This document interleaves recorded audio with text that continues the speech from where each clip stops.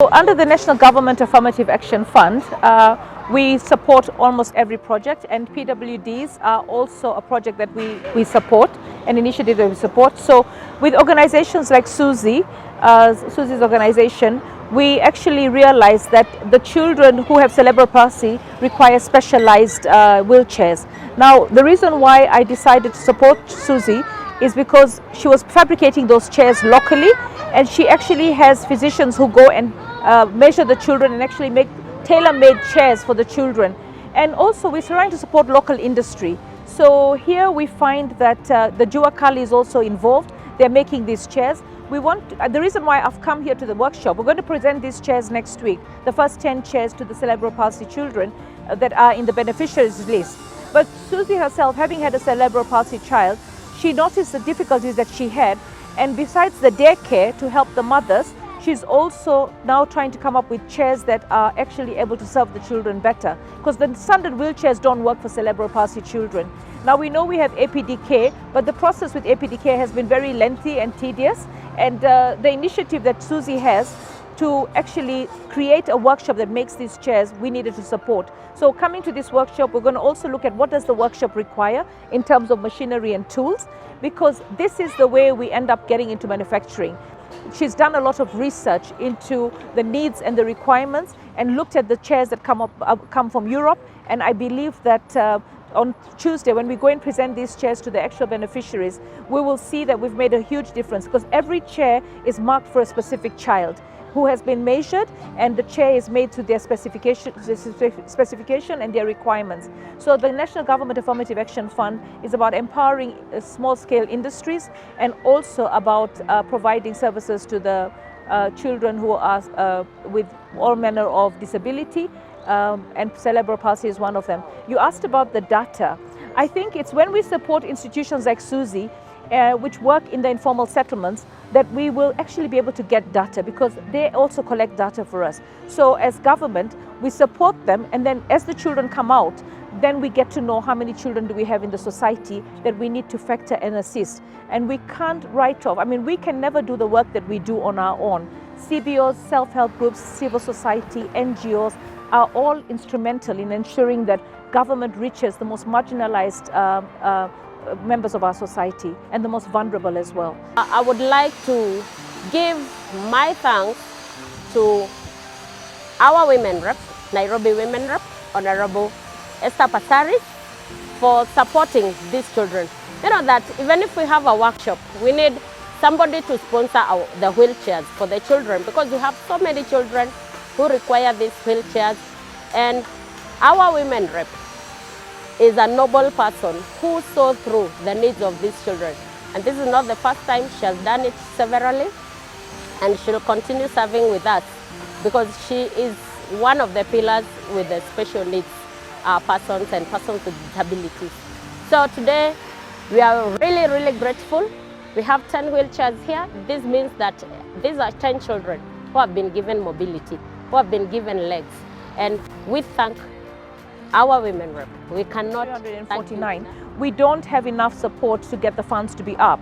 And what we do is actually work directly with marginalized communities and vulnerable citizens. So what we have to do is obviously look for more funding, because it's very, very little. But if we use that money right, we have the impact. But unfortunately, we can't reach out to almost everyone. Right now, we've got 10 kids that are going to benefit. In the next 1 month, we'll have another 10 kids. But so long as we continue doing it, there's one thing. One thing is to ask for more funds, but the most important thing is utilize the funds that you have to reach everyone. And that's what Ngaf Nairobi and my entire committee has been working on, to ensure that we maximize with the funds that we have. Because if you touch one life, it's one too many, and it's a good thing that you do that. So we try and make sure that we touch every life that we can with our fund. And then we also have partners, like we partner with Embracing the World, and they also support us. They gave us white cans in the last, when it was White Can Day, and we gave a lot of cans to the blind people. So every sector of the society, we don't want to leave anyone behind. You know, in line with the SDGs, leave no one behind. So long as we touch everyone, then we see the need, and we work towards more resources. Okay, so we are here in Dandora. It's a daycare that's run by Susie, which is a cerebral palsy space. Now, having had a cerebral palsy child herself and going through the struggles of raising a cerebral palsy child, from just the basic wheelchair to therapy to just being able to get gainful employment has been tough. So we've met with Susie a few years ago. We helped her equip her daycare.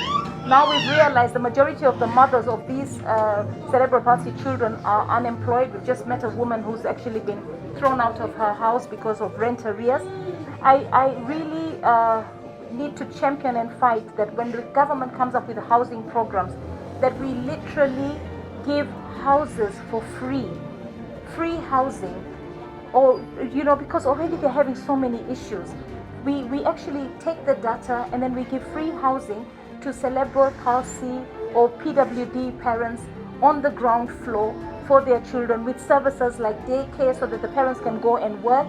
As GAF Affirmative Action Fund, we have supported this institution with chairs, and we're really proud of the institution because they saw a need for chairs that are measured and that are catering for the children.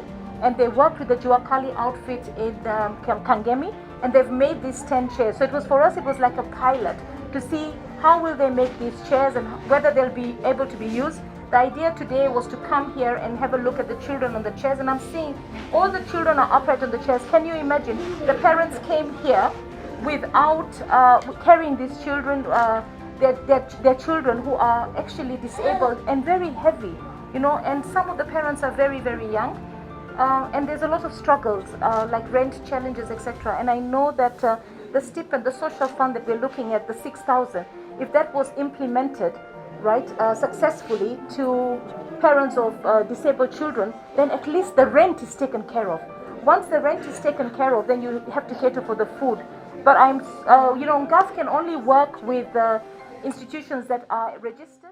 Running a daycare for children with cerebral palsy, just like any other child who need care, these ones need more than the basics.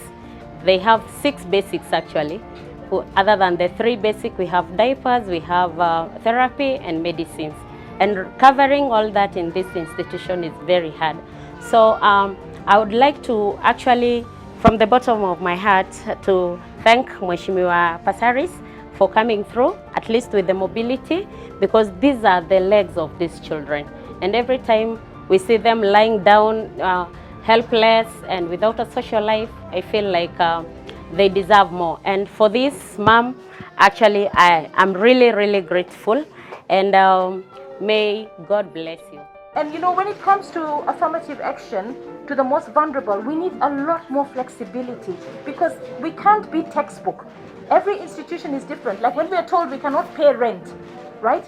We cannot pay recurring expenses. Sometimes this is actually demeaning for the families, because here when I come, there's so many families that are actually in rent arrears. If Kenyans without disabled children are actually unemployed and not able to pay their rent, you can imagine how tough it is for a parent who has a disabled child. So I think we need to do a lot more, but I'm grateful to the institutions that work and do the job that they do, and I'm happy that we've been able, as GAF Nairobi, to make this intervention.